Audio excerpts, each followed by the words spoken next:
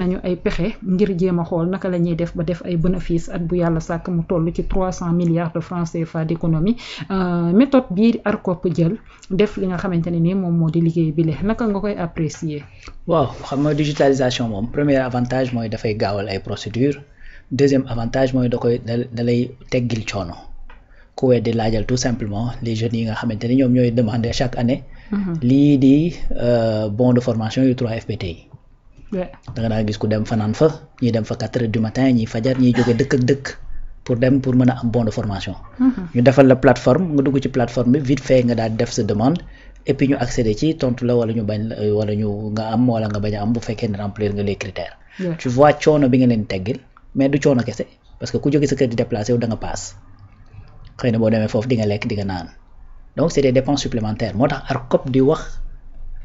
économie. ndax tey imagineel da ngay nekk Tambacounda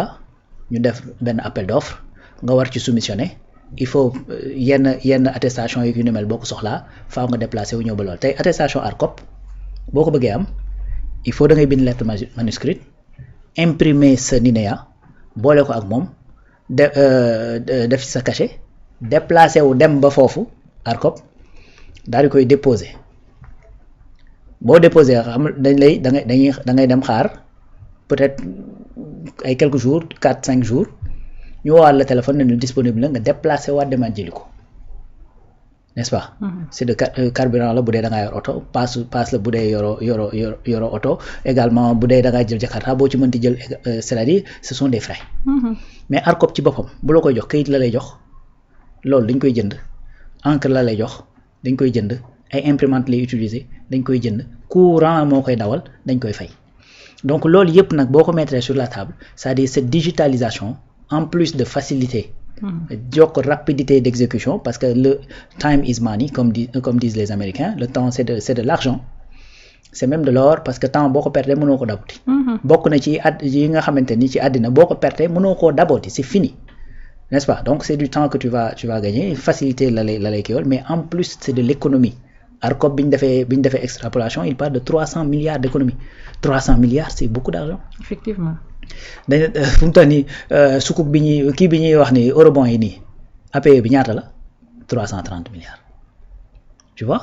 c'est beaucoup d'argent 300 milliards donc loolu soo ko mënee économiser par année c'est-à-dire fi mu mën a dugg mën naa dugg foo xamante ni mën na nekk luy changer de manière structurelle l'économie du pays n'est-ce pas donc. loolu mooy premier avantage deuxième avantage xam nga mooy lan Bintalaay. c'est-à-dire lutter contre la corruption digitalisation bi loolu la lay aider. maanaam tey doo fi nekk naan xaaral ma am koo xamante ni dama koy jox nangam pour mu retarder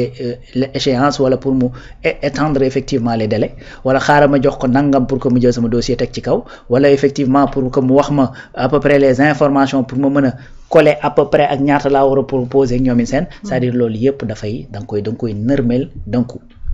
da nga koy nërmeel amatul ci kan laa mën a jaar ani branlon ani et cetera déedéet c'est-à-dire tu mets sur la plateforme directement te plateforme bi beneen affaire bi ci gën a am solo mooy dafay mën a am contrôle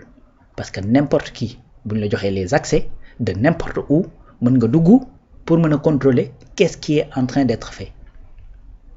su fekkee ay dossier physique la mën nga ñëw ci waaj ne la maa ngi ci n'est-ce pas. wala nga woo ko téléphone nekkoo fa waaj ne la maa ngi ci xam nga mënoo xam ndax mi ngi ko tiim wala tiim ko. alors que bu fekkee ne ce sont des dossiers numériques à tout moment mën ngaa dugg sur la plateforme xool ndax waa ji réellement mi ngi ci wala nekku ci ndax def na ko wala def ko donc dafay régler la rapidité d'exécution 2 dafay def de l'économie 3 dafay lutter contre la corruption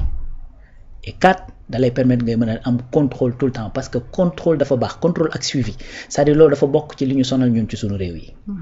mën nañoo entamer ay yëf mais topp ko ba mu yegg fi mu war a yegg loolu jafe-jafe la ci suñu réew yi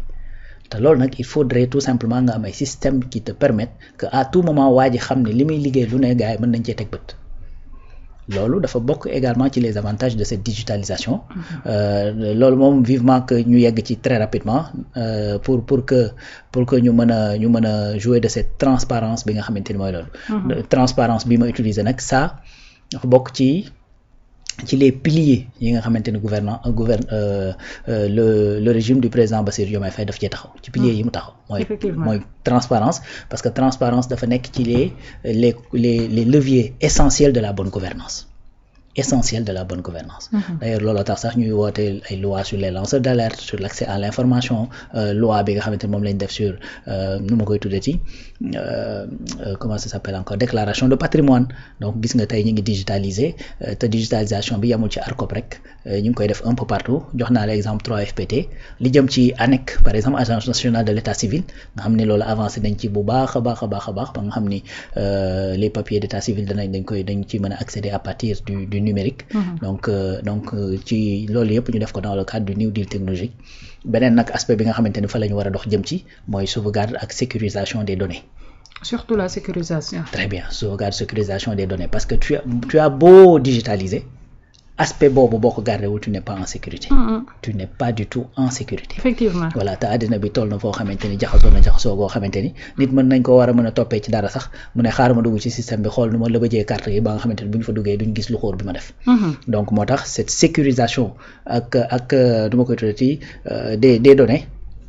loolu dafa nekk lu essentiel c'est même une question de sécurité nationale c'est une question de souveraineté n'est-ce pas mooy sauvegarde des données boobu sécurisation et sauvegarde des données donc loolu moom xam naa ni gars yi il faut que ñu gën cee loolu comité bi nga xamante ni teg nañ ko keroog muy comité national bi jëm ci wàllu numérique loolu muy lu am solo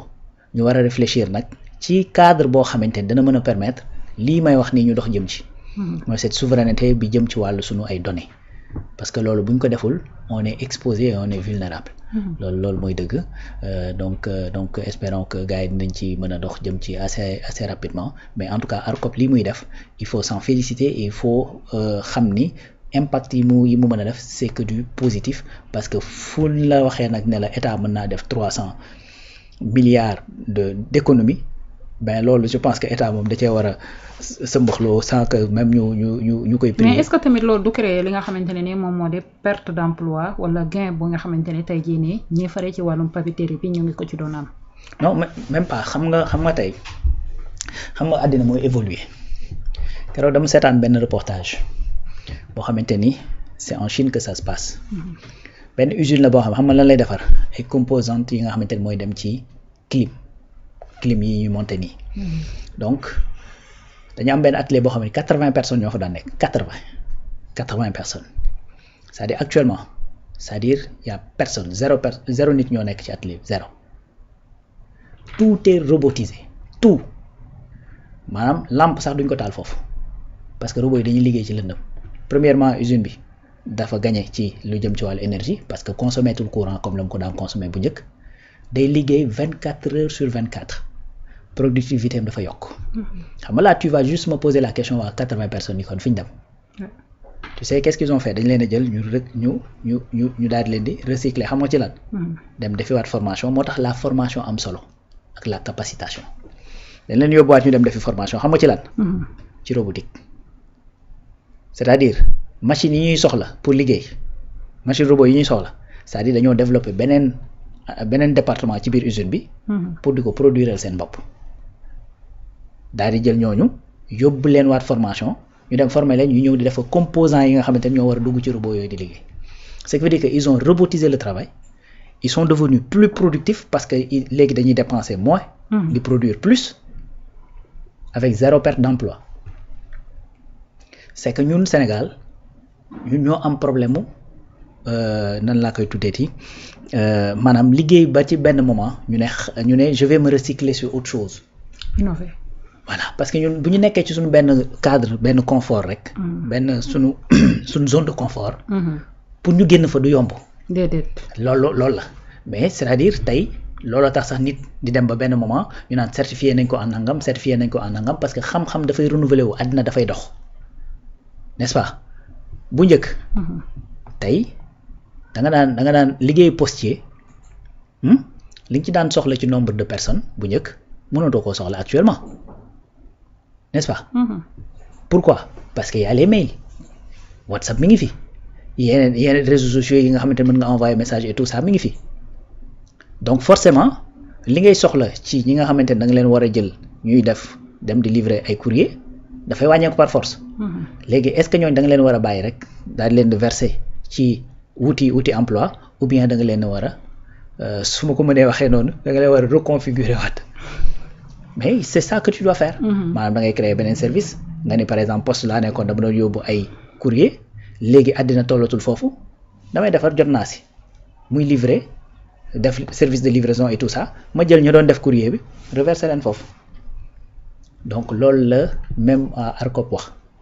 ñu ne effectivement li ñuy def mooy que ni ñu nekkoon ci circuit yooyu te nga xamante ne doon nañ ci kii par exemple ARCOP tey dalee leer ne am na peut-être des dossiers yoo xamante ne bu ko doon envoyé li muy def mooy jël peut-être benn livreur jox ko enveloppe nekk demal déposer ma ko tel loolu. y a des sociétés fii bu ñuy def appel d'offre dañ lay woo monsieur Nangam dañ la bëggoon jox benn colis fan nga ne nga ni maa ngi tel endroit maa ngi koy jox livreur mu indi ko. mu daal di ñëw indi ko nga kii tey su fekkee dañoo dem ba digitaliser loolu mais c'est-à-dire ce livreur. mais au lieu ngay kii loolu mën nga ko reverser feneen xam nga en quoi faisant. par exemple defar benn centre d'appel par exemple boo xamante ne li muy tontu mooy su ma amee problème bëgg ci système bi. su fekkee dama demander te sama demande accès gul li ma déposer fan la toll et cetera su ko defee su boobaa tu vas digitaliser tu vas faciliter le travail en même temps tu vas créer d'autres nu ma koy tuuti d'autres outils d'autres vocations yoo xamante ne da nga leen di créer et puis dans le même service su boobaa doo sànni kenn. tu vois donc ce sont ces mécanismes qu'il faut mettre en place tout simplement mais àddina moom wax dëgg fa yàlla moo toll foo xam ni la digitalisation est devenue voilà incontournable donc boo bëggee sa liggéey gaaw te nga gën a productif tu es obligé nga